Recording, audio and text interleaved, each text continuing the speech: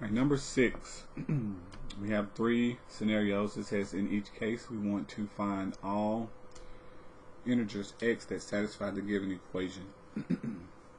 When you work absolute value means whatever is inside the bars will become positive after you evaluate it.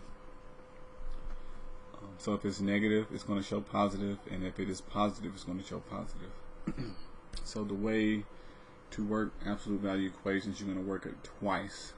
You're going to make sure you isolate your absolute value first, and then and when I say isolate, that means the absolute value expression is on one side of the equal sign by itself, nothing else is there.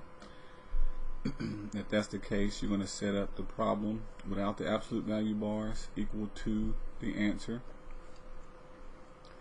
and you're also going to do it equal to the opposite sign answer. So you're going to change it to be negative, and then we'll solve. So if we add 19,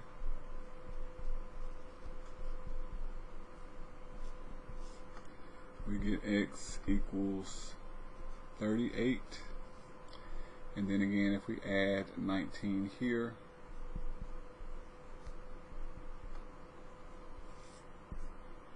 we get x equals 0. So we get 2 possible answers, 38 and 0 for part A.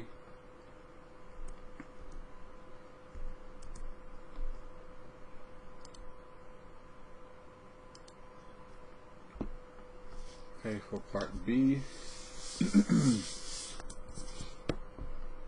we have absolute value of x plus 3 equals 17. And so we have to isolate the absolute value first. So we're going to subtract 3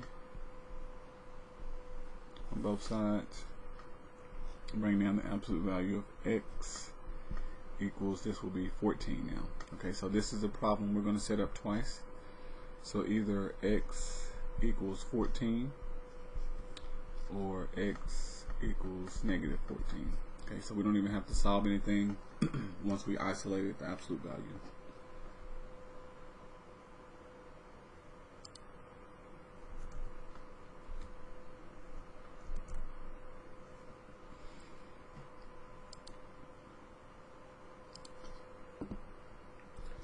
Alright, and now part C.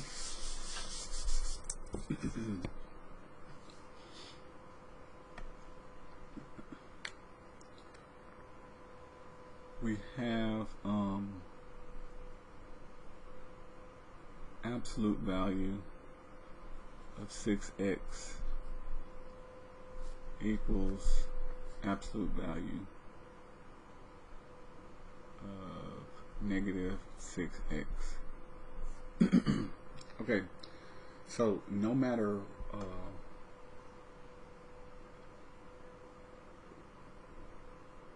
what happens, absolute value will be positive. Since the negative is attached to the 6, there's a couple things we can do. We can look at it like this: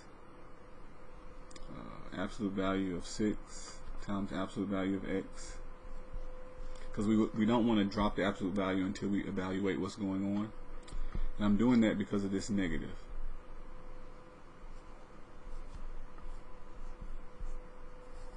So we can multiply this. So absolute value of 6 is 6 times absolute value of x equals, again, 6 absolute value of x. Now I'm leaving the absolute value on x because it's a variable. So depending on if x is positive or negative, we have to change it positive first before we can evaluate it. Then if we divide by 6, we get absolute value of x equals absolute value of x. So no matter what you plug in for x, both sides are the same. So in this problem, any integer that we plug in will work. Okay, even though it started out with a positive and a negative, when you simplify, both sides are the same.